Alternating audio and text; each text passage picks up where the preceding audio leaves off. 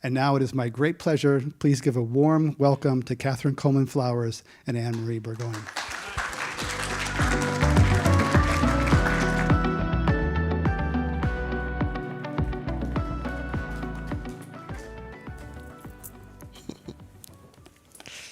My goodness, it is so nice to be with you here. Thank you. I was telling Catherine last night as we were prepping up that I got to read her book for a second time this past weekend. And for those of you who've read it once, it is an excellent second read. And for those of you who have not read it yet, it is an excellent read. I want to begin there. And I've had the honor of getting to know Catherine over time as I work in philanthropy at Emerson Collective. And I'm in awe of her, quite honestly, and I suspect by the end of this hour that you will be too.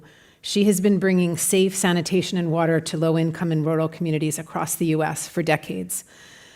But the other reason I'm in awe of her is she is an astonishingly good storyteller. She really has a gift for the story, for the character, for the narrative. And so I wanted to start out by grounding our time together and asking Catherine to share a little bit about her own story. She grew up in rural Alabama. Her work with Creed, which Greg mentioned, is quite powerful, and its story is quite important. And so I wondered if we could start there. Yes, thank you. First of all, thank you all for being here. My story starts really in Birmingham, Alabama. I was born in a car.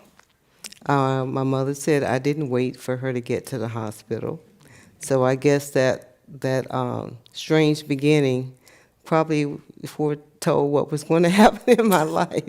And eventually, and I grew up in Birmingham doing part of the civil rights movement, and my family eventually moved back to Lowndes County, which is where my father's from originally. Lowndes County, Alabama is located between Selma and Montgomery. And Lowndes County is known for the original Black Panther Party, although the Bay Area takes credit for the Black Panther Party. But the original Black Panther Party was founded in Lowndes County, Alabama. So I grew up around a lot of activism. My parents were activists. They also were religious people.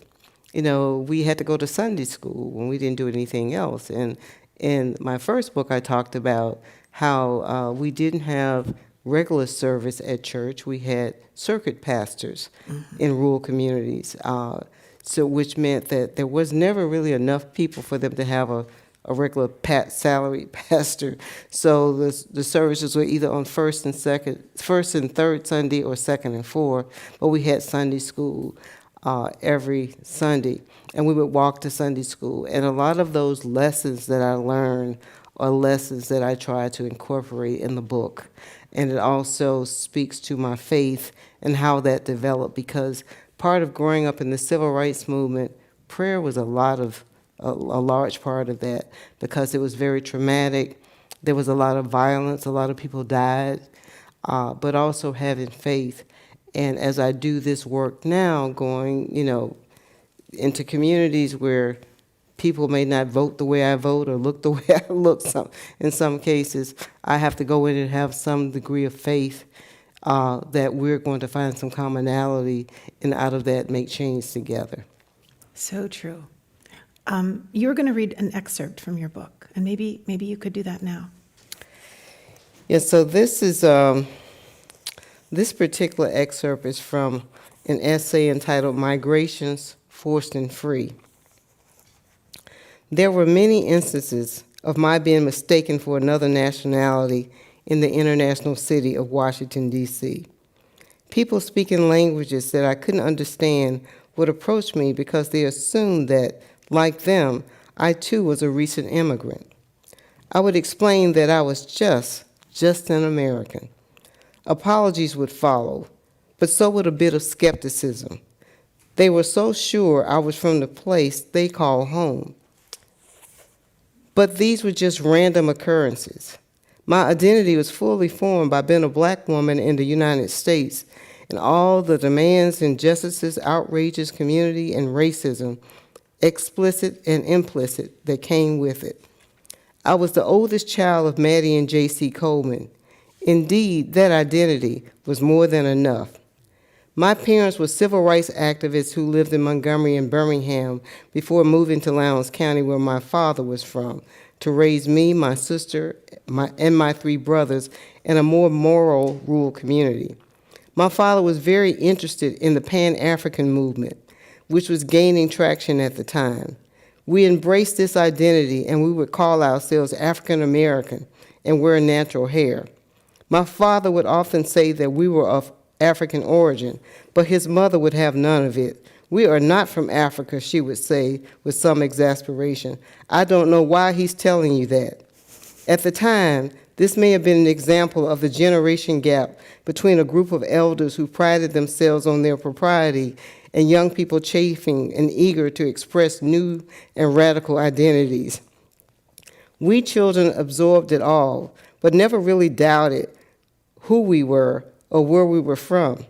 Those of blessed memories rested peacefully in the local cemetery.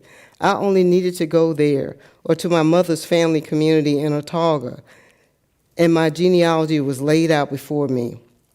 50 years later, when DNA tests became readily available, I became curious about my ancestry, and like millions of others, spit into a small vial before sending my sample off to a company, this one in Canada, for the secrets of my distant past to be revealed. The testing organization presented the results in a written analysis.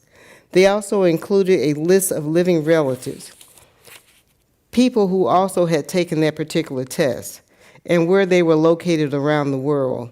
I was very surprised. My ancestors did not just appear in Africa and Alabama. They were from all over the globe. I had one relative in Somalia. I had relatives in Western and Eastern Europe. I had lots of relatives in the Caribbean, especially in Cuba and Jamaica. I had another relative in Nova Scotia. Sugar Bear, the Nigerian in LA, was on to something since my Nigerian ancestry was revealed in a second DNA test I took with another company. But unlike most of my African ancestors, the Nigerian evidence was relatively recent, first appearing in the 19th century, whereas my connection to African hunter-gatherers and a presence in North Africa dated back to the 16th century. Tendrils of my DNA in the 18th and 19th centuries could be found in France, Germany, Great Britain, Portugal, Angola, and the Congo. Moving further east, my ancestors appeared in China, Thailand, and even Vietnam. They could have been farmers or aristocrats, matriarchs or healers. They could have been all these things and more. Quite literally, the whole world unfolded before me. When I discovered my French ancestry, I understood in a new way the uncanny sense of the familiarity and ease I felt the first time I visited Paris. The sequencing of DNA did not only offer remarkable new opportunities for curing diseases, anticipating health outcomes, cloning vegetables, or accessing traces of our lineage, it also proved once and for all that race is a social construct. I'll stop there. Thank you.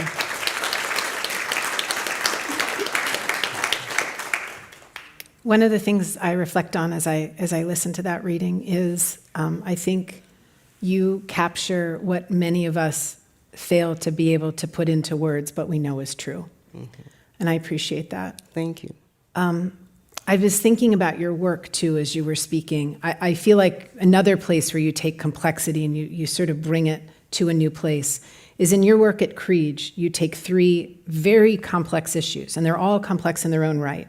One is rural poverty, one is climate change, and one is public health.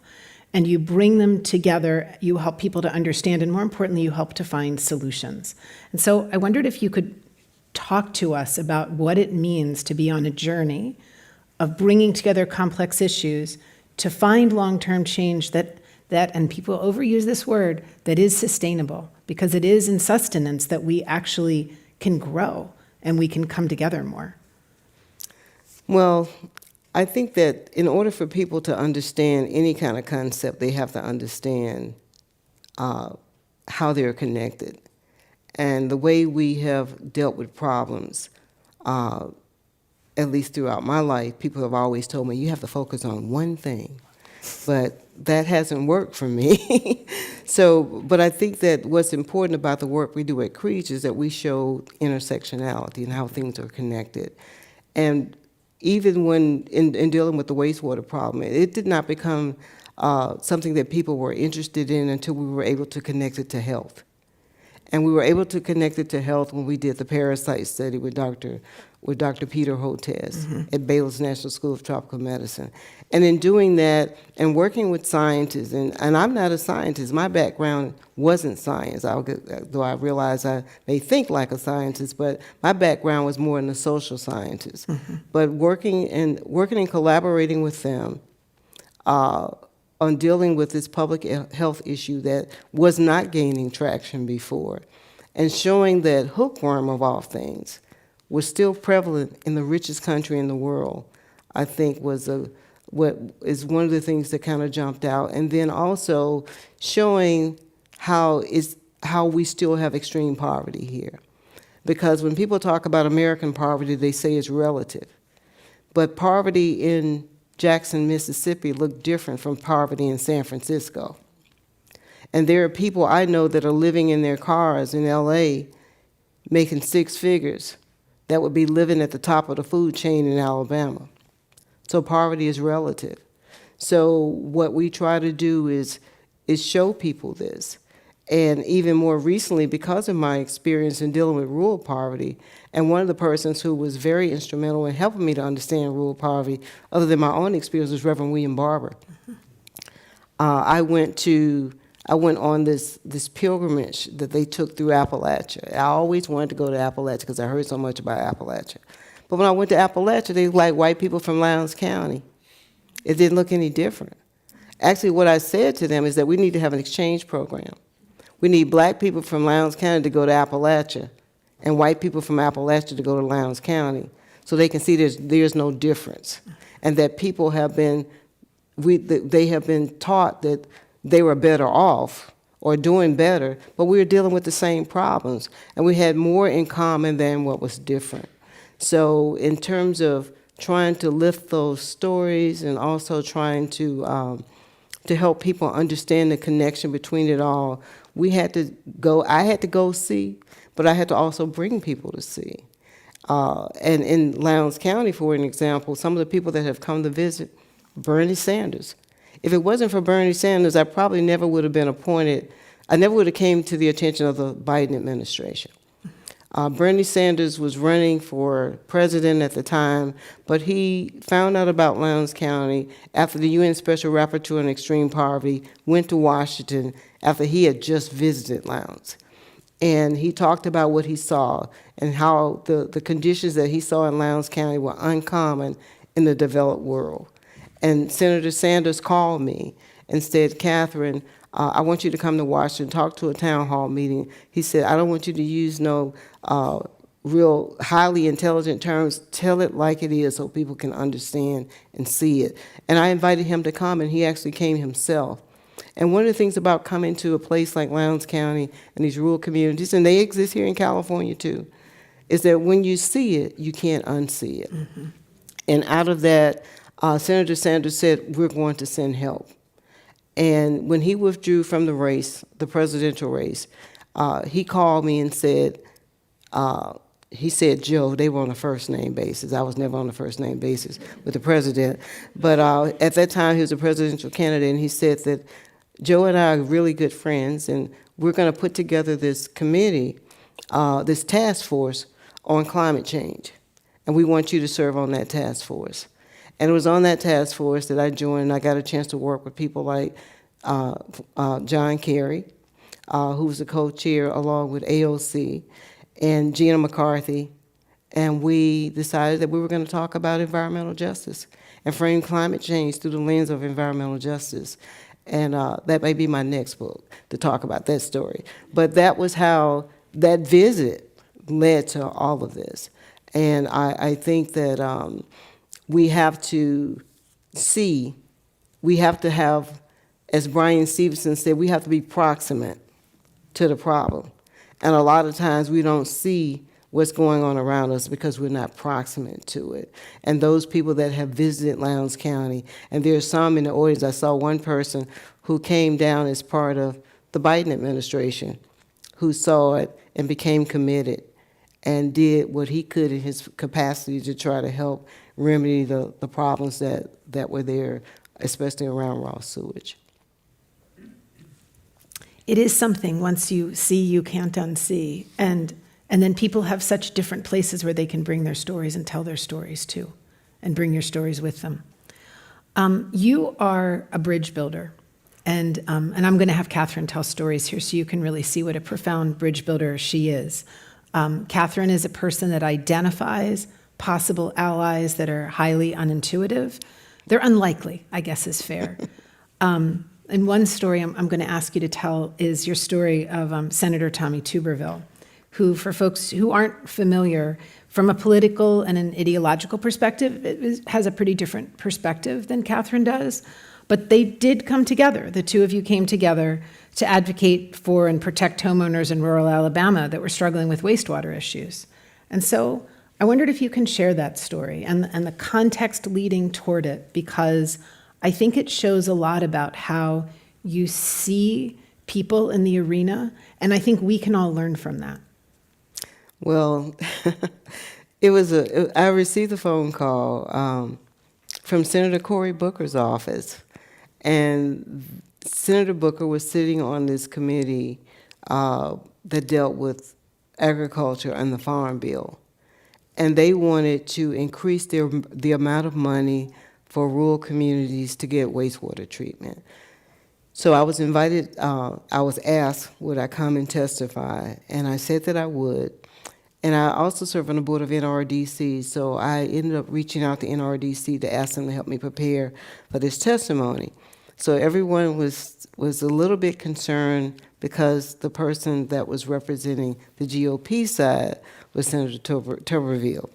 And they told me to be prepared for potential, some things, some statements that I might reel from or get me off what I was trying to do. But I wasn't afraid, for some reason I didn't think that would happen, but they told me to be prepared. And when I went there, what was interesting was that the people that were the Republican witnesses for the Republican side, one was a woman who sat to my left, my immediate left, and she said, Catherine, she said, I lived in a house with a failing septic system, and I support what you're doing. The person that was to her right, to her left, he was representing the Rural Wastewater Association for the state of Alabama. And he came to me and he said, we're going to talk about this and we're going to talk about this, but I'm going to tell you something. We like what you're doing. Keep doing what you're doing. That surprised me. So later, I ended up, I saw Senator Tuberville when he came into the room. He came into the room with his staff, and he was standing there, and I said to myself, let me go and introduce myself to him.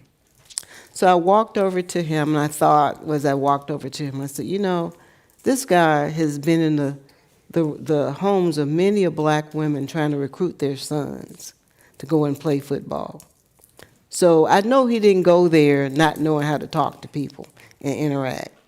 So for that reason, I wasn't afraid to approach him. And so I walked up to him and I said, Senator Tuberville, do you think it's right that when a homeowner puts a septic system in the ground, that the liability is automatically transferred to them and there's no warranty? And he said, no, I don't think that's right. And he said, turn around. I turned around, there was a photographer there, and we started taking pictures together. So in the meantime, what he ended up doing was that he connected me to his staff in Alabama. I'm still connected to his staff in Alabama. He actually I gave a copy of the book to one of his staffers in Alabama so he could read it. And also, he and Senator Booker ended up working together on increasing the amount of money to go to rural communities for rural wastewater. So much so that the Democratic senators were not supporting it because of Tuberville. So I ended up calling some of my contacts and said, look, you need to call them and let them know that this is something that they should be supporting. Because we cannot cut off our noses to spite our faces. And in that particular instance, I think it was an example of how they were so adamant that they were going to be against anything that he did, that even when he did something that was right, they were going to be against it too. And we can't do that. That's where we are right now as a nation. We need to change that. And I think that story, when I wrote the essay, this was before the election. It now, I think, is a template for how we move forward and how we try to build bridges when we think we can't build bridges. I'm just going to let that sink in. Yeah. Because it's reaching far, and it's finding forgiveness, and it's finding commonality and then beyond commonality. There's another story that you talk about, and this book is full of very rich, personal storytelling. You must be a journaler or something, because... No, I'm not. Because, man, then you have a really good memory. Because I can't remember half the depth of things that you do. But there's another essay. This is a book of 10 essays, and it's called Moonshot. And Catherine now lives in Huntsville, Alabama, which is the home of NASA, and was the location of an interesting story back in 1969 that intersected the moon landing with the civil rights movement. And that is a story, I think, again, that is a moment that is about seeing a possibility, reaching far, pulling people to commonality. And I wondered if you could share what you took away from that story back in 1969. And then, as you are interacting today with the folks at NASA, and you're helping them to think about bringing technology to our place now, bringing sanitation to a world full of climate change, what you're bringing from history to the current. Well, what I've learned, when I decided to move to Huntsville, it's because somebody whispered in my ear and said, you know, the people in Huntsville, the Marshall Space Flight Center, they keep the astronauts alive on the space, on these space missions. And I know that part of being there, they have to use the bathroom. And I wanted to figure out what do they do? And how could we potentially incorporate that into what we're trying to do to solve this wastewater problem? Because we realized it was bigger than people not being able to afford on-site septic systems. It's just that the technology is failing. And the technology is failing because the climate is changing. And it's not just the small technologies, on-site systems. Even big pipe systems like here in San Francisco are failing too. Mm-hmm. So we needed to come up with ways to find solutions. And we found out that what they do there is they actually take urine and turn it into drinking water. But when we decided to move there, some stories I learned after I got there. For an example, that as part of the New Poor People's Campaign, now when I went through Appalachia, I went there as part of the New Poor People's Campaign. Well, the original Poor People's Campaign was led by Ralph Abernathy, and they actually they had protests because the money that was being put into NASA that they thought should have been redirected into these poor communities. And there were actually people from the Poor People's Campaign that were there to see that moon launch in 1969. And when I got to Huntsville, we had been on 60 Minutes, and this was in December. And a few weeks later, it was around Christmas, and I had just moved to this community. It was a new community, so they still didn't have the GPS right. And a package went to my house that should have gone to my neighbor's home, and vice versa. So she found me on the Facebook page for the community and sent me a message saying she had my package. And then she went on to say, I like the work that you're doing. She said, I'm from Mississippi, and I know that somebody needs to do something about wastewater on the ground. And I asked her, I said, who do you work for? She said, I work for NASA headquarters. She actually worked for NASA headquarters in Washington. And her husband is a scientist at the Marshall Space Flight Center. And that's how we ended up developing this relationship. But what we've also learned as part of the process, her husband was telling me about how his father was a scientist that came there and dealt with lasers. And then I learned more about a lot of the Germans that moved to Huntsville. I didn't realize that they had been part of Operation Paperclip, where Operation Paperclips were a lot of the Nazi scientists that had built the missiles that rained terror on Europe. Instead of letting that technology go to Russia, they brought them to the United States. And they ended up in Huntsville. And they were the beginning, and it was led by Wernher von Braun. And that was the beginning of the NASA space program. Came out of that at Redstone Arsenal, which I don't live very far from Redstone Arsenal. And they, but as part of that, George Wallace, at the same time, was leading the segregationist movement in Alabama and wanted to go to Huntsville and use NASA as a staging of the Redstone Arsenal to stage his campaign for segregation. And Wernher von Braun, who had served Hitler, didn't want to have any parts of that. And he also recruited black engineers, and everybody has probably seen Hidden Figures, but he recruited black engineers from HBCUs to work at NASA. And that was, I thought, a story of transformation. Mm-hmm. How he started out one way and ended up a different way. But even with George Wallace, he later apologized for the stance that he took on segregation. And when I wrote this, I didn't know how it would resonate at this moment in time, when we're eliminating all mentions from the federal government of Black history, when we don't even want to celebrate Dr. King's birthday, who was all about peace. So I think that we have to reach back and see these stories that can give us hope and keep us pushing for what we know to be right. So well said.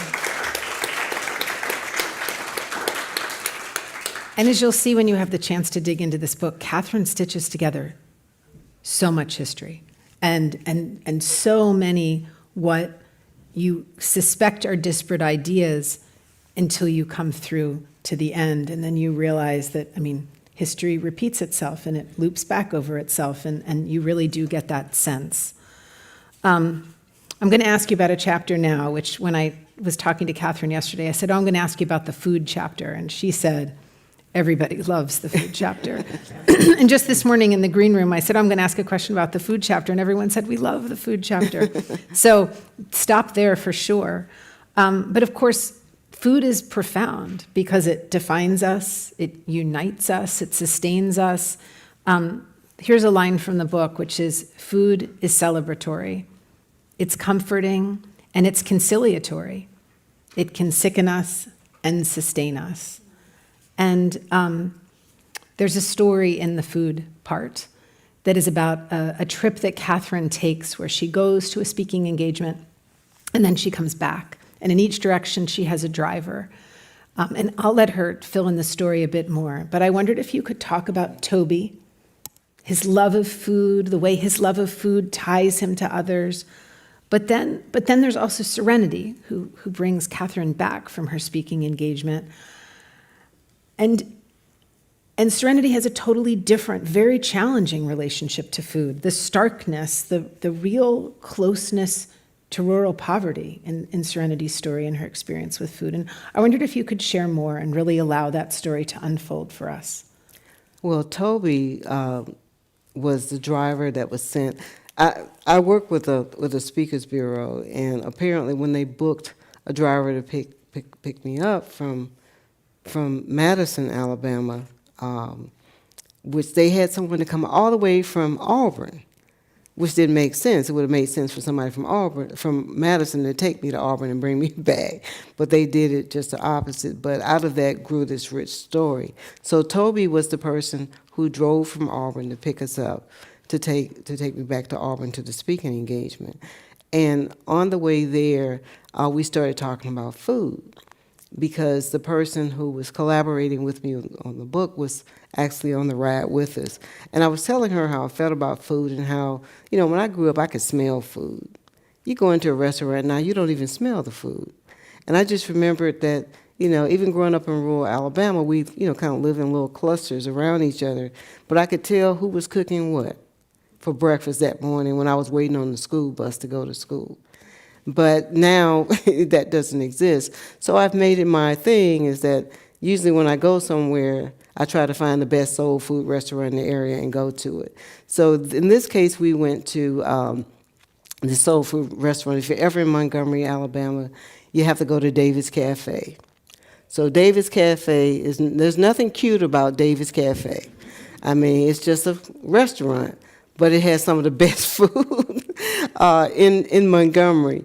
So we decided we would go to David's Cafe, but on the way there, we started talking about food, and we started talking about the memories that we had of food, and how, back in the day when if our parents bought a chicken, they would batter the chicken. You would cut the chicken up first. Now you buy the parts. If you still eat meat, you buy the parts and then you batter it and whatever. But we talked about the things that were staples in the kitchen. And then when we got to the restaurant, we started talking about the different kinds of food that we liked. And all of us settled on the caramel cake that we liked, because my mother, for my birthday, there were 5 of us, and every year we got to get our favorite dish and the cake that we liked, and that was the caramel cake that my mother would bake for us. So we talked about the caramel cake and how the icing was made and all that.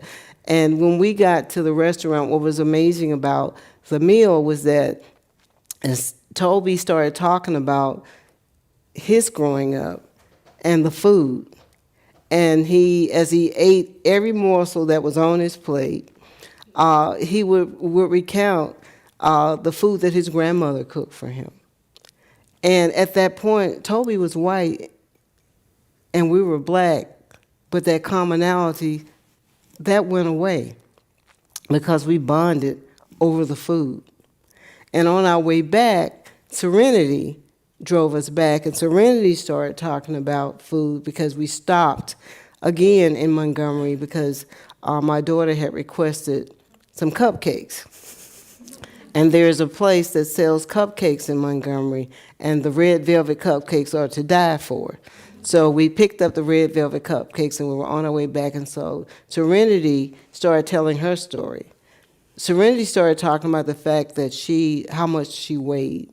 Serenity was a big, beautiful woman, and she talked about her struggle with food and her weight and the health conditions that it was causing for her and her daughter, and how she was having a hard time getting her insurance to pay for the weight loss surgery that she needed. And she had diabetes as a result because of the food. And that was a contrast because we talked about food from a health perspective, mm-hmm. and how it was sustaining and life-sustaining and cultural, and how it brought people together and the things we did over food. But in her case, she was talking about the health consequences of the food choices and not being able to make good food choices because she lived in a food desert. And that was, I guess, out of this essay was talking about the value of food to community and the roles that food plays in bringing us together, keeping us healthy, but the role that the lack of healthy foods can also play in keeping us sick. Yeah. And I also want to call out something else, which is I'm sure that the people who drive us all the places we go appreciate that you spent time to hear their stories. I just wanted to highlight that I think there are times we come and go, and there is someone in that driver's seat, and we may never know them. And I appreciate that you took time to know Toby and Serenity. One of the things about being from the country, like rural communities, we don't meet strangers. We talk to everybody.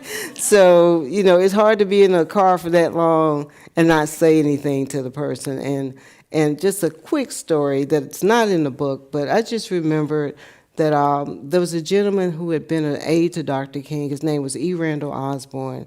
He was in South Africa when Nelson Mandela was released from prison. And he said that he wanted to meet with Nelson Mandela, but he couldn't get to the meeting. But they were in the same hotel, and that the elevator to go to Nelson Mandela's room, you had to go through, it wasn't a common elevator.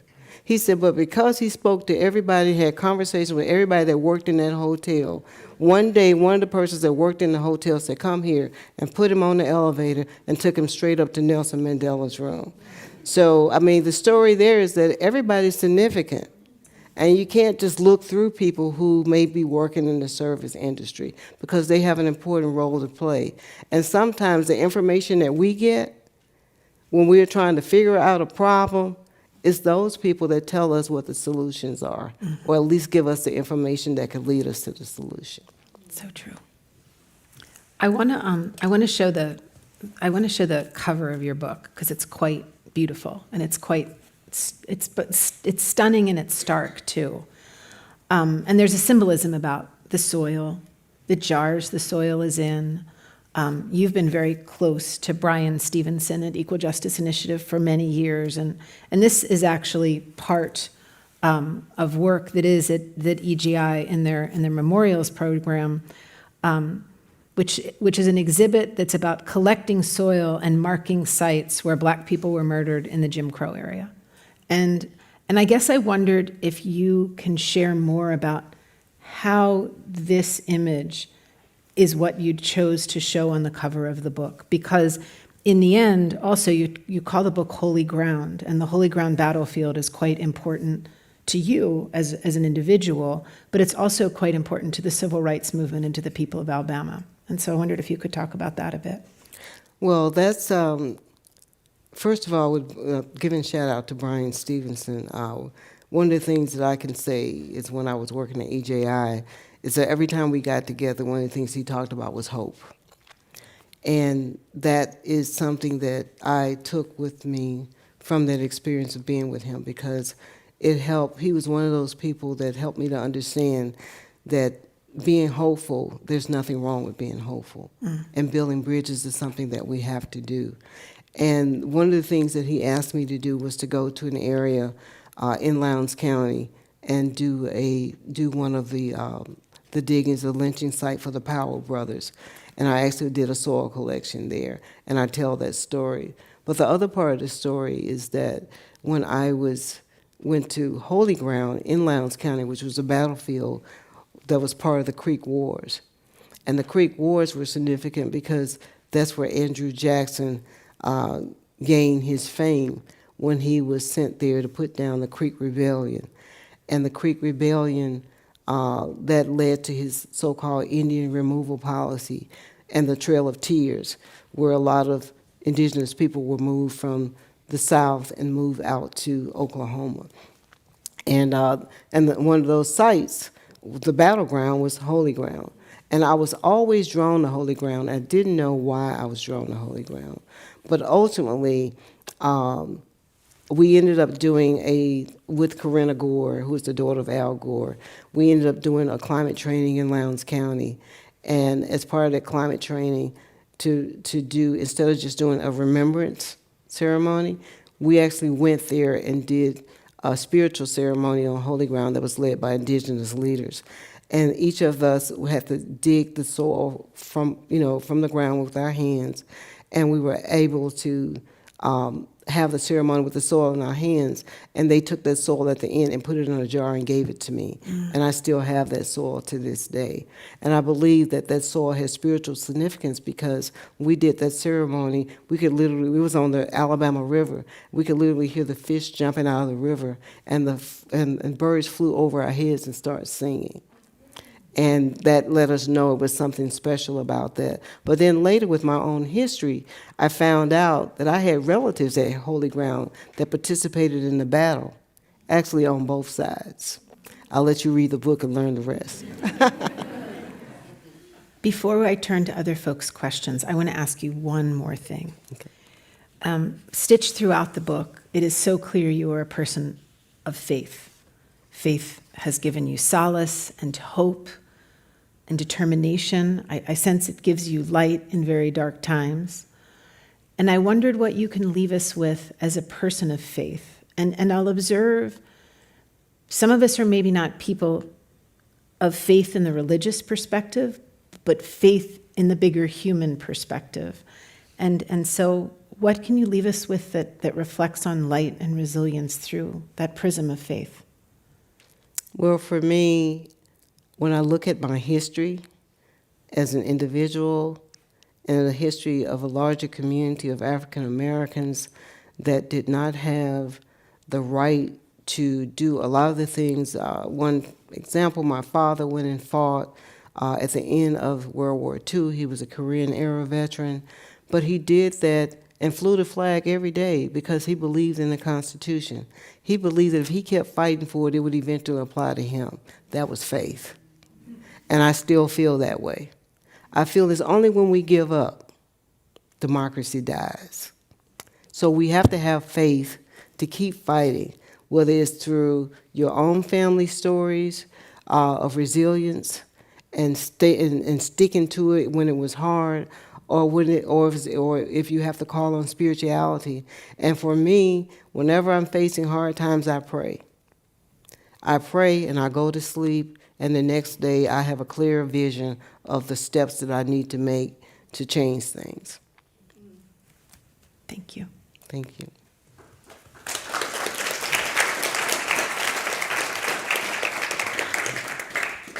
So we have time for 3 questions. So I believe there's a microphone somewhere over here.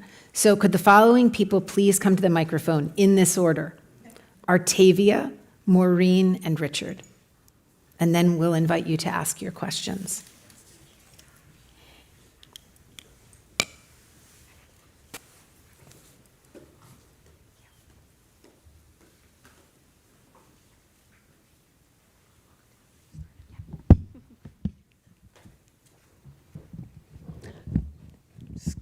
Hi. Thank you. That's kind of short. Thank you.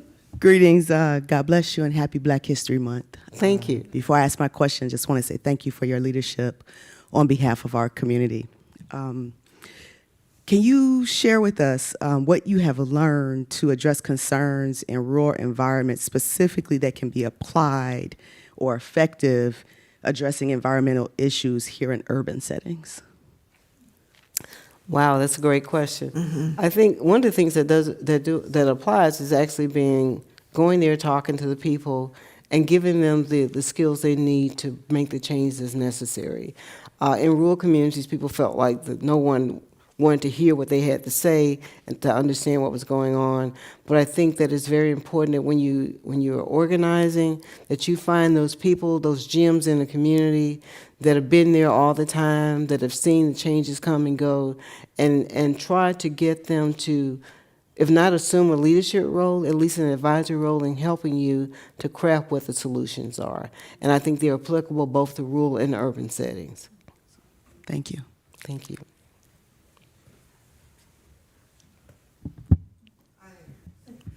Thanks for being inspiring. Earlier you mentioned what Fred Hampton of the Black Panthers had said, where he was trying to get poor white people and poor black people together. So I was wondering if you'd heard about him early on in your life? Oh, yeah.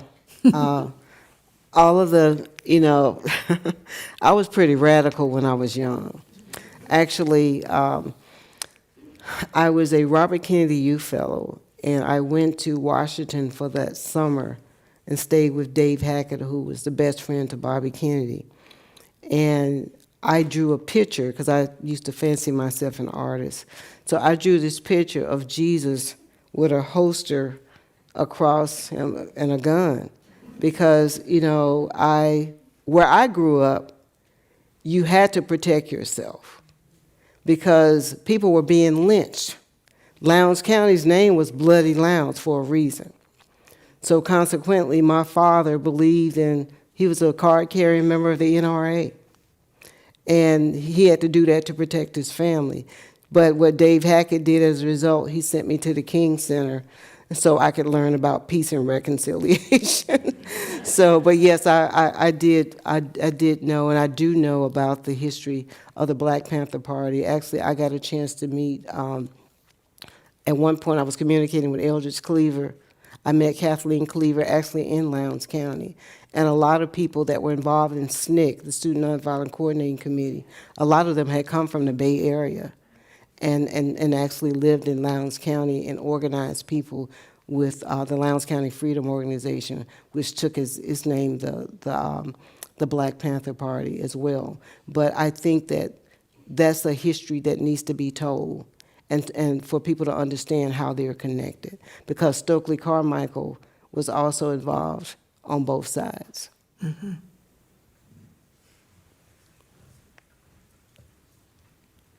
Thank you, Catherine. As a teacher of young people, your work is definitely inspiring me, so thank you. Thank you. Do you see parallels between the civil rights movement and the climate movement, and if so, in what ways? Oh, yes, there are lots of parallels. I think the difference between the civil rights movement and the climate movement is that in terms of civil rights, it was denial of rights to people of color. When we talk about the climate movement, we're talking about the denial of rights to the human race to exist. But I think the same strategies that were used in the civil rights movement to organize people can be used to organize for the climate movement. And I think we can learn a lot from that. So as you teach your students, let them, I think if they learn about the different things that were used, the different movements that took place, the different strategies that were used, that we can deploy a lot of them. And I think that the climate movement is going to be more unifying, because if we don't have Mother Earth, there's no civil rights movement or any other kind of movement. It's the one thing that I think that can bring all of us together. Thank you. Thank you. Can I ask all of you to join me in deeply thanking Catherine?